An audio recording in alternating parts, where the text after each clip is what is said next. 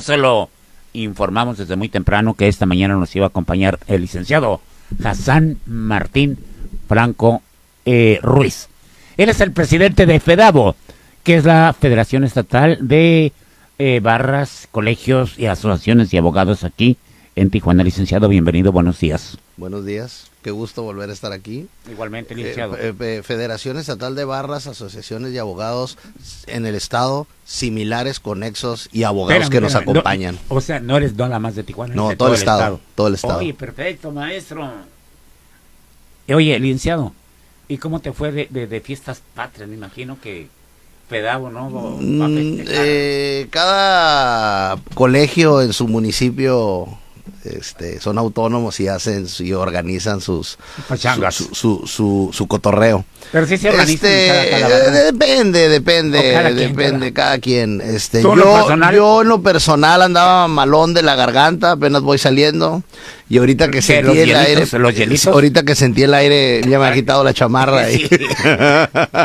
Entonces, me la pasé en casa de ustedes.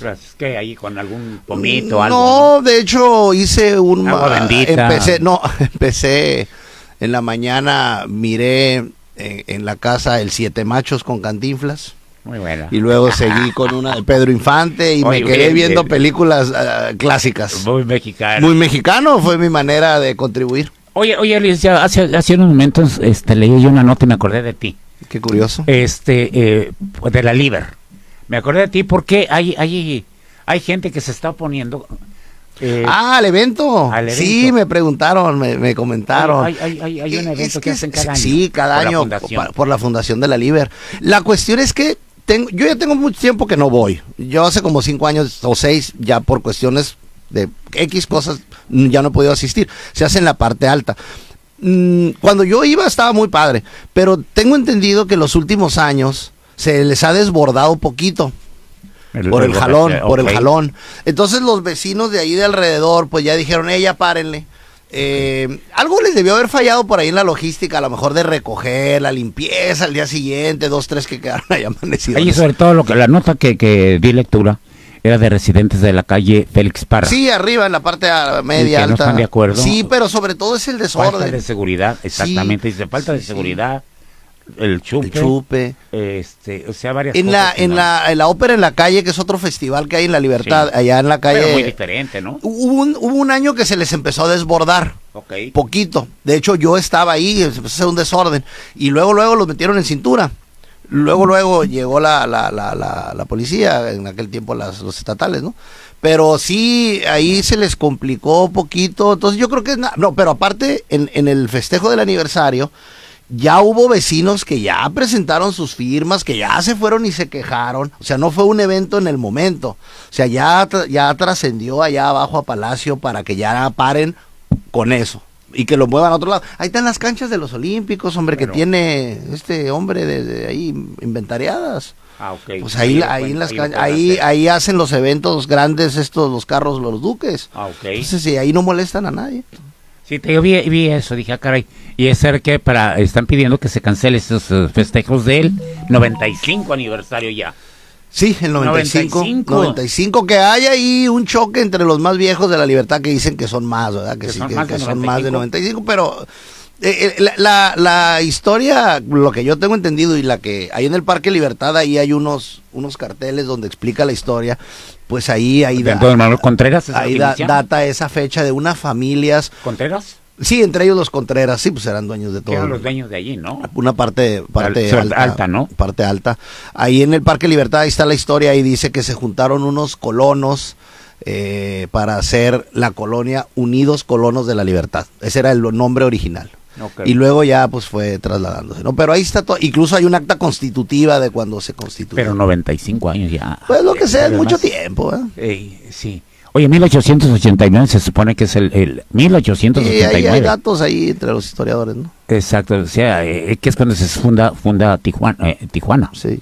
Y entonces, por eso te digo, y otra de las cosas que están quejando, que normalmente las firmas que han juntado, por ejemplo, los organizadores de ese evento, de esos festejos de aniversario, que no son residentes de la Liber, sino que son de otras colonias, hasta de playas de Tijuana les han firmado. Pues es que llevan grupo, es que ya se hizo ahí, pues la raza anda correteando la chuleta, ¿no? Entonces ya se hizo ahí un negocio y los organizadores, la gente de La Libertad tiene una cualidad, aparte de que somos todos muy chambeadores, somos todos muy unidos. ¿Qué te parece, mucho? Aprende los de la Colonia Libertad. Somos todos Don Julio. Somos todos muy unidos, entonces pues la raza pone sus puestos, ¿verdad? Entonces ahí se convierte en un foco de fuente de empleo, ¿no? Perfecto, licenciado, otro tema. Por eso estudié Derecho. Perfecto.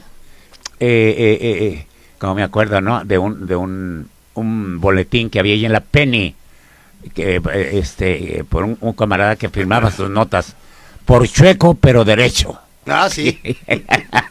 Por chueco pero derecho. No más. Bien. Licenciado, bueno, pues ya se acaba de aprobar la reforma al Poder Judicial. Yo sé que ustedes como FEDAVO y aparte pues colegios y varas y asociaciones de abogados tuvieron no sé, pero participación de alguna otra manera, Pues sí. precisamente a dar seguimiento a todo el proceso que se llevó a cabo. Puntos a favor, puntos en contra, ¿qué opinan ustedes? Pues nosotros teníamos una postura muy clara antes de la votación. Y la postura es que el Poder Judicial necesitaba ser reformado definitivamente.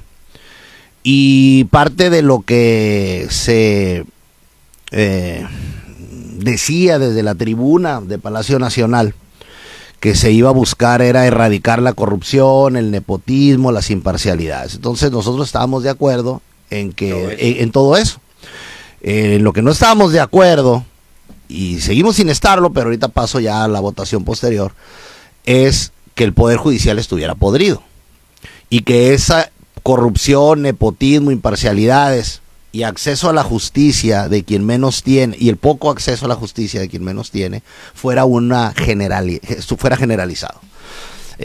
Tan es así que nosotros en la exposición de motivos, y hablamos con diputados, tuvimos una reunión con diputados federales de oposición y del oficialismo, por así llamarlos.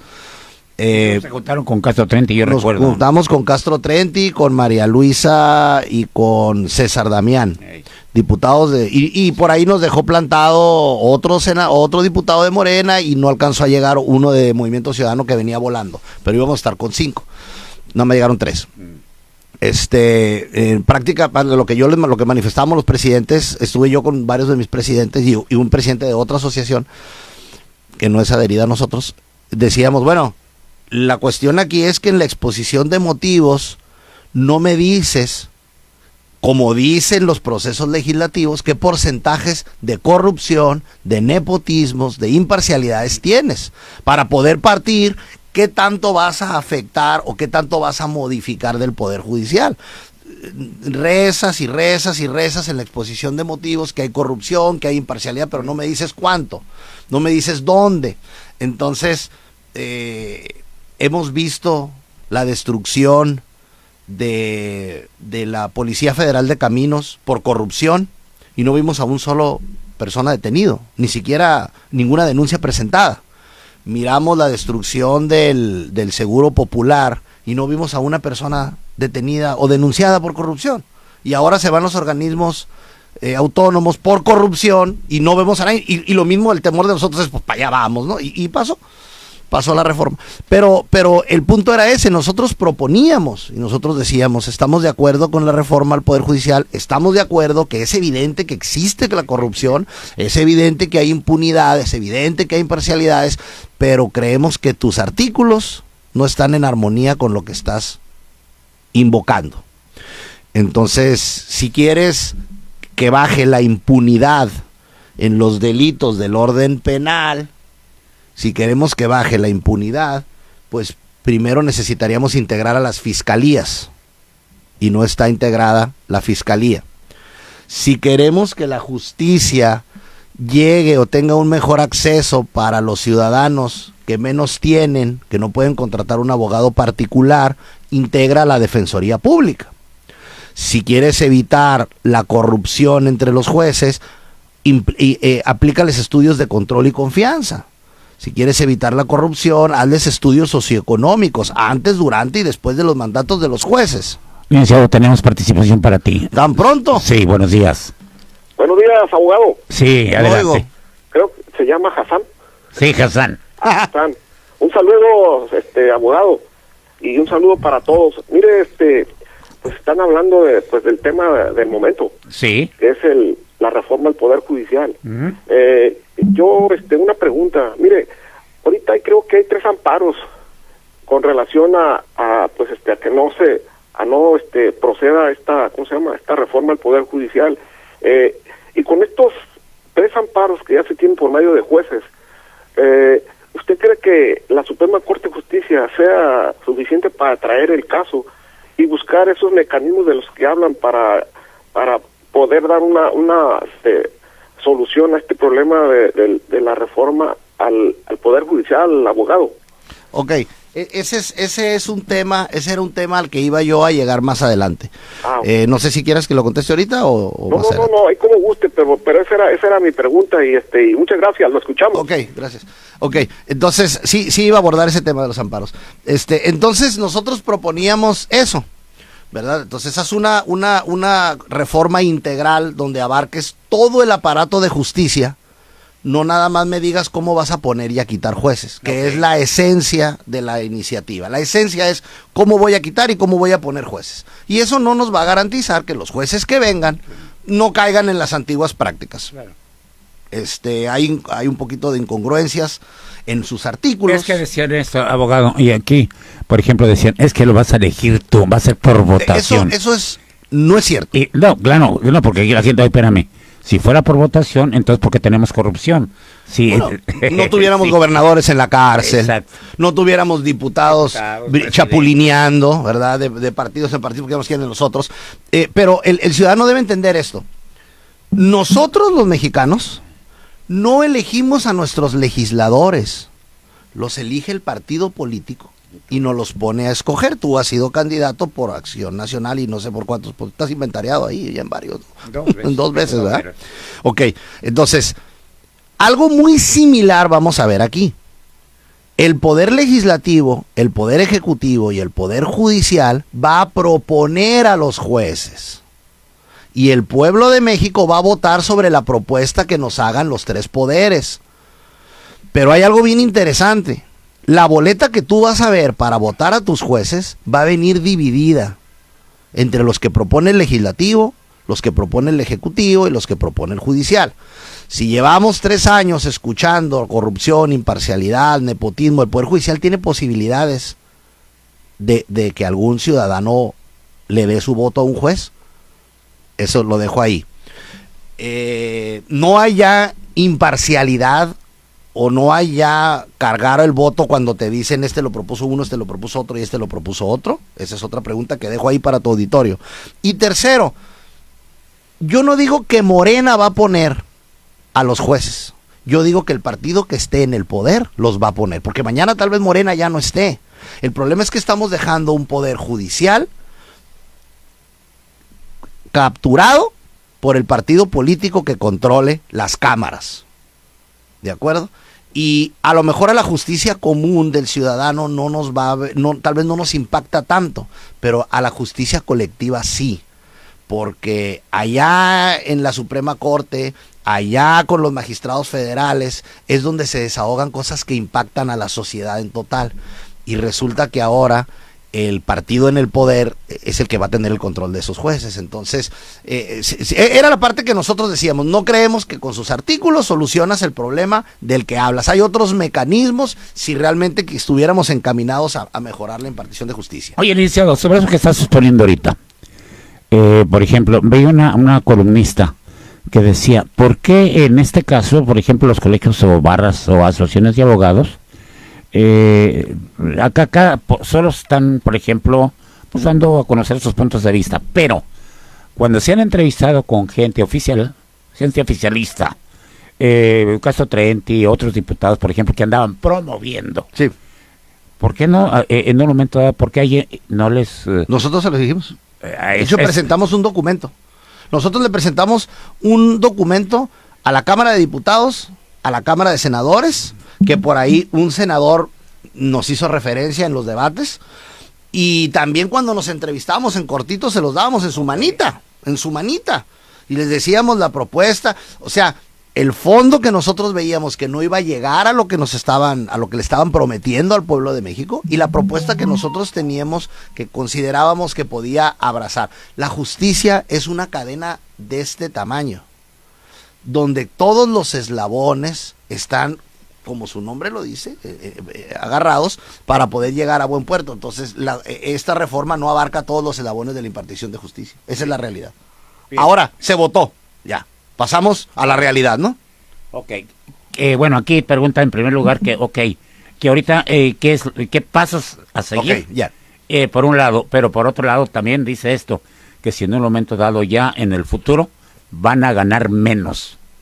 Sí, la iniciativa tiene un tope, tiene el tope del presidente de la República, lo tiene, y tiene también el tope de que los ministros no van a tener haber del retiro. Sin embargo, no los que están ahorita. Los que entran. Sí, los que vayan a entrar, sí. ¿verdad? Los que no retroactivo. No, y aparte, nada es lo que parece, ¿eh? O sea, hay que leer los artículos, hay que entenderlo. Por ahí un diputado, por el amor de... Yo me quemé el martes toda la sesión, estuve pegado, no salí de la casa de ustedes. Por ahí un diputado federal de Morena hablando de la fiscalía, que ya iba a ser... La fiscalía no está integrada, o sea, mínimo hubieran leído un poquito la iniciativa, pues entonces es tremendo, ¿no? Pero regresando a la pregunta del tu auditorio, sí, ya tienen un tope los magistrados, que muchos de ellos ganan mucho menos, o sea, los jueces andan en una cosa irrisoria, ¿verdad? Sí, porque se ha exagerado mucho. Es que es vendible, es muy vendible para el pueblo de México. 800,000. Sí, increíble. Nos quejamos que los policías municipales ganan poco y por eso hay corrupción. Y ahora nos quejamos porque los jueces ganan mucho y por eso hay corrupción. Entonces, son ¿cómo decía un reportero de Milenio? Decía, son narrativas vendibles. Pero mira, también vendible este corte. Gracias por continuar con nosotros. Seguimos platicando con el presidente de FEDAVO en Baja California, pero tenemos participación. Buenos días. Buenos días, Esparza Carlos. Sí, ¿quién? Chacón. Adelante, Chacón. Buenos días al licenciado Hassan. Sí. Buenos días.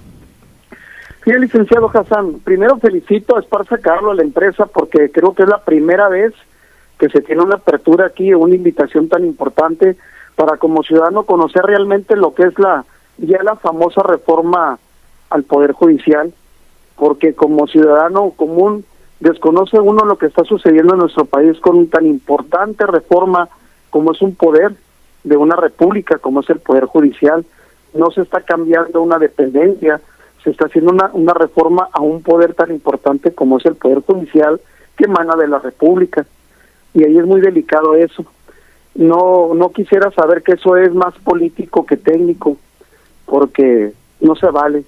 El licenciado Hassan, a mí me gustaría que también usted, que tu iniciativa propia y el grupo que usted representa, se hiciera un foro, se hiciera una plática, que se abriera esa conversación al pueblo, para que el pueblo, por lo menos tijuanense, se entere realmente qué es lo que está sucediendo allá en el Congreso, en el Poder Ejecutivo, y que está pues afectando a un poder tan importante como es el Poder Judicial, porque el gobierno oficialista tiene en turno la palabra todos los días, sin embargo las personas especialistas de ese tema no se le dan. Ahorita felicito a la empresa donde está Esparza Carlos, porque esta apertura tan importante, y es tan importante su voz. No se imagina esas palabras que usted está señalando, tan transparente y tan popular, pero sí estaría bueno que la ciudadanía se enterara qué está pasando con el Poder Judicial. ¿Cómo es que desde el Poder Ejecutivo lo cambien o lo transformen? ¿Es político, es técnico? También el Poder Judicial puede hacer una reforma al Poder Ejecutivo. Se lo devuelvo, porque también no cantan mal las rancheras el Poder Ejecutivo. Sí. Entonces, no sé, como ciudadano, como que se pierde eso, y es una vergüenza que un diputado como usted dio la testimonial, que ni siquiera sabe del tema, y bien que lo conversa en el Pleno, hablando de un ministerio público. Entonces, quisiéramos saber eso, porque qué tanto puede afectar a la nación, ¿verdad? Que un poder Muy amable, gracias. Qué importante el comentario de tu auditorio, porque fíjate que sí nos topamos mucha apatía. A muchos ciudadanos no les impacta, no les interesa, y otros simplemente, como dice el caballero que marcó, pues se van con la información oficial. Nosotros ahorita, ya que se votó y que va a entrar en marcha, sí, en efecto, estamos ya viendo miras para presentar ahí un pequeño foro al público abierto. Perdón, ya lo estaremos afinando. Pero continuando, ¿en qué íbamos? Bueno, estábamos, bueno, tenemos participación para ti. Buenos ¿te días. ¿Qué tal, señor Esparza? ¿Cómo está? ¿Quién habla? ¿Qué tal, señor Esparza? ¿Cómo está? Muy bien, saludándote, adelante. Aquí saludándole a usted y a Julio y a Cucho, a todos los que me escuchan. Muy amable, gracias. El motivo de mi llamada, señor Esparza, pues me da pena, pero usted sabe que yo soy una persona invidente que no miro. Sí, señor. Fíjese que se me dañó, ya le tiro mi teléfono y ando pidiendo ahí a la ayuda de la gente a ver quién tiene por ahí un telefonito, pues cacahuatito, que ya no le sirva. Ok. Ya que yo ya se me dañó, y pues usted sabe que yo como invidente ocupo un... A ver, ¿te refieres al teléfono celular o al aparato? Sí, el cacahuatito, el teléfono cacahuatito se me dañó y ya no tengo. Ah, ok. No sé si alguien por ahí que me puede echar la mano, incluso no sé, ahí su invitado me puede echar la mano con un cacahuatito, un teléfono, porque pues ya no tengo, y como usted sabe, soy una persona invidente que ocupo. Perfecto. A vergüenza, pero pues no me queda de otra, señor. ¿Algún teléfono que... no tiene teléfono, pues ¿a dónde? Pues, no tienes. ¿A dónde te hablan? No, es que con el que estoy hablando me lo prestaron. Es 664. Sí. 640-9154. A ver, 664-640...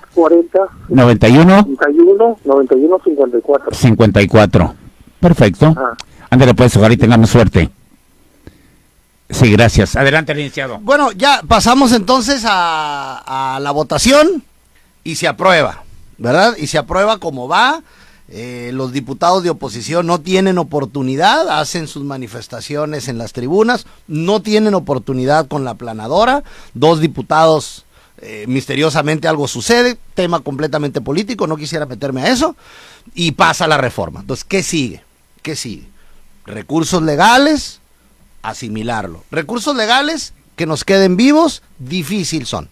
Primero, el tema de tu primera llamada y de los amparos, que ese es un tema que quiero tocar. Vimos suspensiones por afectaciones al proceso legislativo. Sí es cierto que la propia ley de amparo prevé que no existe el amparo contra reformas constitucionales. Sin embargo, sí existe la figura del amparo contra violaciones en el proceso legislativo, que son 2 figuras muy distintas. Una de esas violaciones era el transitorio, que decía que iba a despedir, o sea, mañana va a despedir a todos los jueces, a todos los magistrados federales, y se va a echar al plato la reforma a los ministros de la Corte. Entonces se amparan y dicen, bueno, ¿y qué va a pasar con nosotros? Con nuestros años trabajados, con nuestras antigüedades. No dice nada, y si la ley se aprueba y ya no admite recurso, ya felpamos. Entonces, la pregunta es para el auditorio: si trabajáramos en una empresa o donde trabajan ellos, tus seguidores, nos parecería correcto, independientemente de las fallas que tenga el Poder Judicial. Trabajaste 20 años, trabajaste 30 años, ¿no generaste algún derecho? Bien, se genera la suspensión, y los diputados a mano alzada deciden no hacerle caso. Voy a citar ese ejemplo, y voy a citar el ejemplo del sábado o del viernes, no me acuerdo, cuando llega otra suspensión y le dice al presidente de la República: no publiques el decreto de reforma. Y dice el presidente: no, lo voy a publicar. Esta situación, Esparza, es grave porque está mandando un mensaje que está ligado a la mano de la persona que te marcó y la duda que tiene. Este es un mensaje grave que se está mandando al pueblo de México, y nos está diciendo que la política está por encima del derecho. A ver, tenemos participación para ti, licenciado. Buenos días. Sí, buenos días, Esparza. ¿Quién habla? Habla Roberto Acevedo del Parque Morelos. Adelante, Parque Morelos. Fíjate que muy buen programa que tienes hoy, saludando ahí a su invitado y a todas las personas que nos escuchan. Pues estamos viendo que está un poquito fuera de contexto todo lo que sucede con esta reforma, porque los ciudadanos no tenemos nada de información, y todos los que vayan a votar, pues no creo que vayan a tener información. Y fíjate que ya están hasta reformando el desfile. Es una vergüenza que ayer el desfile, Esparza, duró 10 minutos el desfile, ya lo reformarían también. 10 minutos el desfile. Nada más desfilaron los policías, la Guardia Nacional, los bomberos y como 4 escuelas, y se acabó. 2 horas esperando ahí la gente y duró 10 minutos. Okay. Ya lo reformarían también. Yo creo que ya lo reformaron. Ándale, pues, gracias, porque ya nos están mandando a pausa. Por continuar con nosotros, seguimos platicando con el presidente de FEDAVO, aquí de Baja California. A ver, vamos. Nos decías, te interrumpimos, licenciado. Pues cada rato me están interrumpiendo. Así es esto del comercio. Sí, si no hay lana, ¿no? Si no hay lana, los cortes, maestro. Bueno, llegan suspensiones.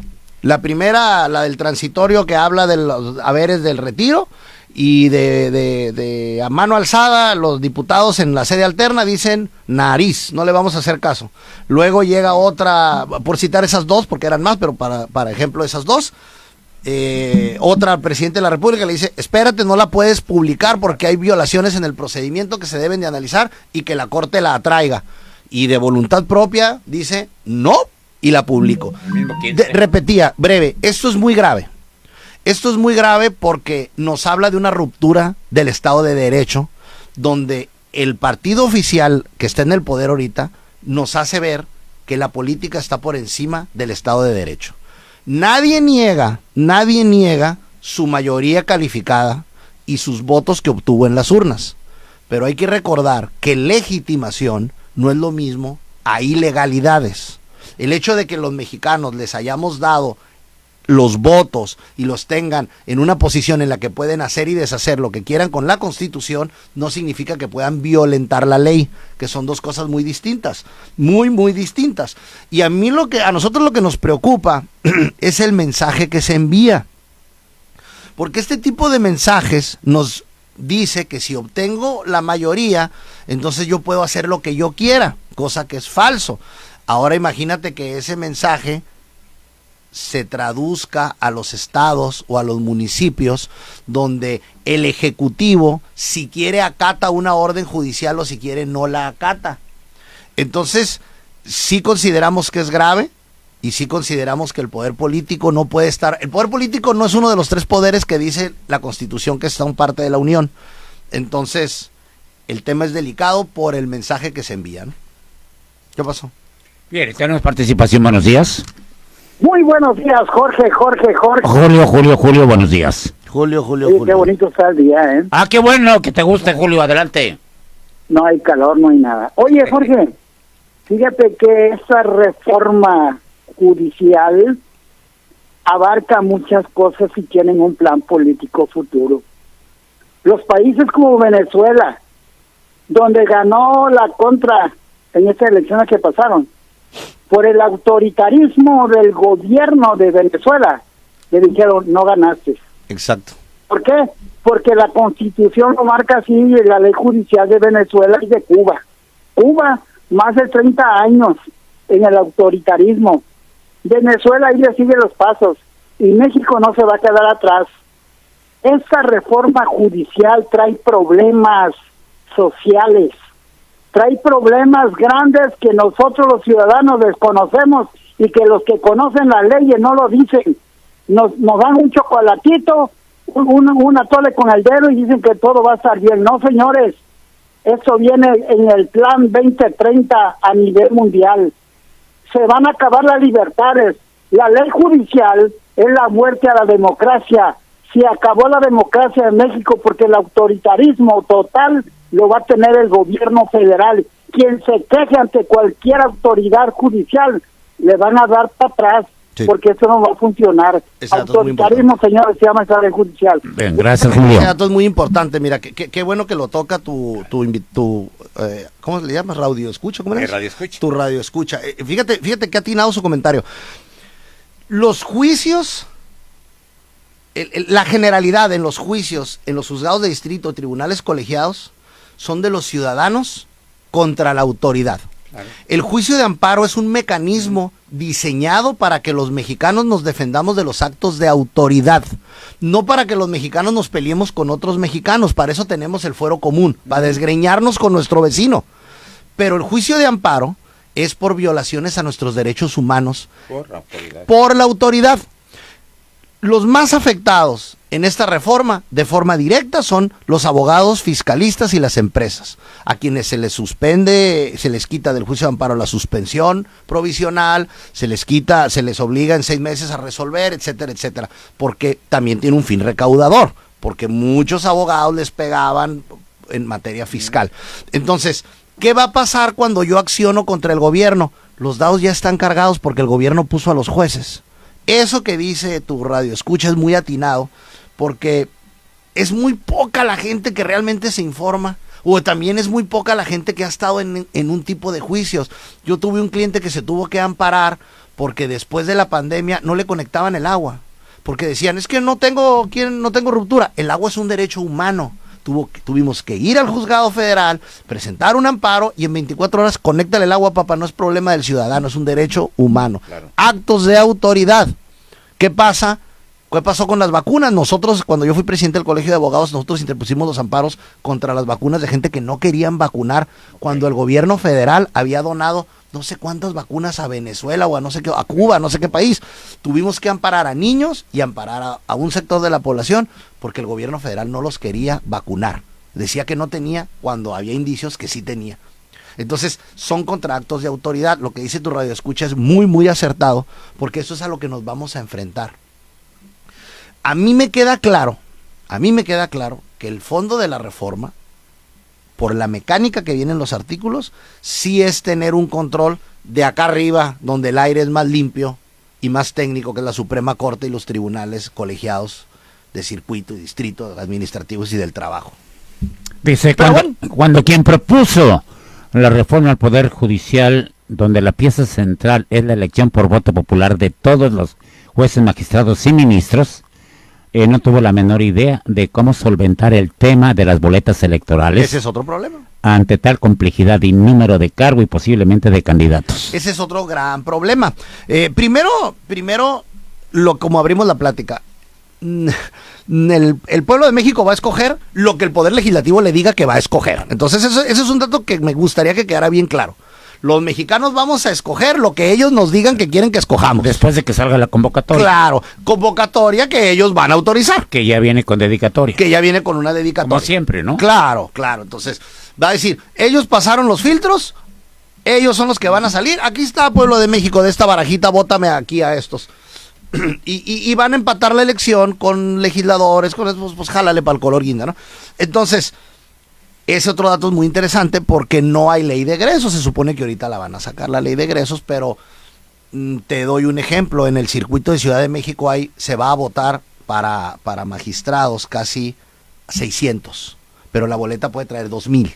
Claro. 2,000 nombres. No votamos a 7. Para gobernadores. Baja California tuvimos una vergüenza en la votación. ¿Cuánto tú sabes más? ¿Cuántos fueron a votar? ¿El 40 y tantos % del padrón? Menos del 40%, creo. A nivel nacional, ¿qué fue a nivel nacional fue como el 60, ¿no? No sé. A nivel nacional, pero aquí en Baja California anduvimos mal. Fuimos apáticos. Muy apáticos. Entonces, siendo que antes éramos ejemplo. Sí, éramos ejemplo. Y ahora ya no. Entonces va a ser muy complejo. Hablaba un promovente de la iniciativa que decía, no van a ser tantos porque a lo mejor los que proponga el Ejecutivo también los va a proponer el Legislativo y se va reduciendo. ¿A cuántos? Le pregunta a tu compañero de allá de Ciudad de México. A unos 300. Bueno, ya estoy más tranquilo. Una boleta con 300 nombres que el mexicano va a tener que escudriñar. 300 nombres. Mira, dale 50, no les des 300. De todas maneras. Dale 50 nombres. ¿Cómo el mexicano va a saber de esos 50 nombres cuál es el más honesto? No. ¿Cuál es el más honrado? Entonces, No. A ver, mira, buenos días. Buenos días, tocayo. ¿Sí, quién habla? Tu tocayo de Salvatierra. Adelante, Jorge. Esparza. Ah, no. No, Jorge Ramos. Oye, ¿Hernández? Ramos. Oye, para tu invitado. Sí. Claramente yo veo, y utilizando simplemente mi sentido común, porque yo soy de primaria, Ok. utilizando mi sentido común, pues yo lo veo que viene a defender el sistema actual judicial a tu invitado. Yo le preguntaría a él, ¿quién no está viendo que con los filtros que pasen, los que vayan a quedar en las boletas, la gente va a decidir, pero ya no van a ser los parientes que la misma presidenta de la Suprema Corte de Justicia ya aceptó que hay parientes de todos los magistrados, parientes de todos los de la Suprema Corte de Justicia dentro de donde no deben de estar, porque es un delito y él lo sabe. Esa es una. La otra, nada más que me diga cuántos fideicomisos hay, qué cantidades hay y por qué están a la orden de ellos, y ni siquiera el gobierno sabe cuánto hay ni dónde están, porque los bancos dicen que el secreto bancario no se abre. Si es el dineral, ¿dónde está? Porque los trabajadores están peleando derechos y no saben que en los fideicomisos están metidos miles de millones. Nada más que conteste eso. Sí. Bien, luego de la pausa, pues no interrumpirte. Ando con el licenciado Hassan, presidente de FEDAVO. Adelante, A licenciado. ver si me acuerdo de todas las preguntas que hizo Jorge Ramos. Jorge.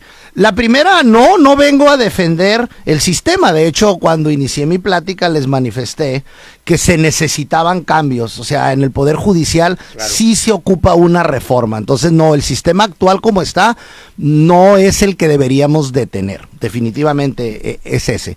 Hay que dejarlo bien claro. Lo que manifiesto es que con la reforma no se colma que se va a evitar la corrupción, el nepotismo, la imparcialidad, que los delitos se van vaya, la famosa frase, los jueces liberan delincuentes, y que la justicia va a llegar a quien menos tiene. Definitivamente se los aseguro que no, pero no vengo a defender el sistema actual, necesita una reforma, y así abrí mi plática. La segunda pregunta fue los filtros, que si no tenemos conocimiento, que con los filtros ya no va. Los filtros, puede ser que tenga razón Jorge, que los filtros van a ser para que los familiares de los jueces, ya no, o de Norma Piña, como me imagino que da el ejemplo de ella, ya no tengan tantos familiares. Sin embargo, hay que entender una parte en el Poder Judicial. La prohibición que tiene el Poder Judicial para que los familiares trabajen en el Poder Judicial es en su juzgado o en su circuito, no en el Poder Judicial, ¿de acuerdo? Eso va a seguir sucediendo, Jorge. Eso no cambió, porque eso es la ley orgánica del Poder Judicial. No está en la reforma constitucional, ¿de acuerdo? Entonces es una vendetta que te digan eso. Sin embargo, sí, los filtros van a tener un mayor control, pero les recuerdo que esos filtros los va a manejar el partido político que esté en el poder. Entonces, estamos quitando a unos, pero no sabemos a quiénes vamos a poner. ¿De acuerdo? Eso sería por esa parte. Y cito un ejemplo. No sé si saben cuántos familiares en el Ejecutivo tiene la familia Batres. Están en diferentes áreas. Entonces, yo creo que no es un secreto que hay familias que viven del poder, en los tres, en el legislativo, en el ejecutivo y en el judicial. Entonces, querer medir solo a uno sin la vara de medir a los otros dos, pues yo creo que ahí es donde ya empezamos a cascabelear un poquito, porque hay familias en el ejecutivo completitas. Y los fideicomisos, sí, son 20 fideicomisos que tenía el Poder Judicial y que ya se los quitaron, o que están por quitárselos, porque con eso van a liquidar a los jueces. En base a la suspensión del amparo, que decía de la liquidación, con los 20 fideicomisos se les va a liquidar a los jueces. Ahora, yo les pregunto si saben cuántos fideicomisos tiene el legislativo. Les voy a citar nada más uno, que tienen para gastos personales, y cada diputado en el primer cierre, que llevan un mes, ya van a llevar erogados casi 3.150.000 pesos. Por 500, ¿cuánto se han gastado de ese fideicomiso los diputados federales? Entonces, las reformas son integrales, los fideicomisos que tenía el Poder Judicial eran específicos para algo. Pero bueno, ya se los quitaron, ya no los van a tener. Ahora la nueva bancada que venga, pues ya va a tener ellos que sufragar. Santiago Cruz te pide, ¿qué es lo rescatable de esta reforma? Bien, lo rescatable de esta reforma, sí hay algo rescatable que nosotros vimos, que es que el Consejo de la Judicatura se separó. Okay. Eso era necesario, ¿verdad? Porque el Consejo de la Judicatura estaba manejado por el propio Poder Judicial. Yo creo que esa era la esencia de la reforma.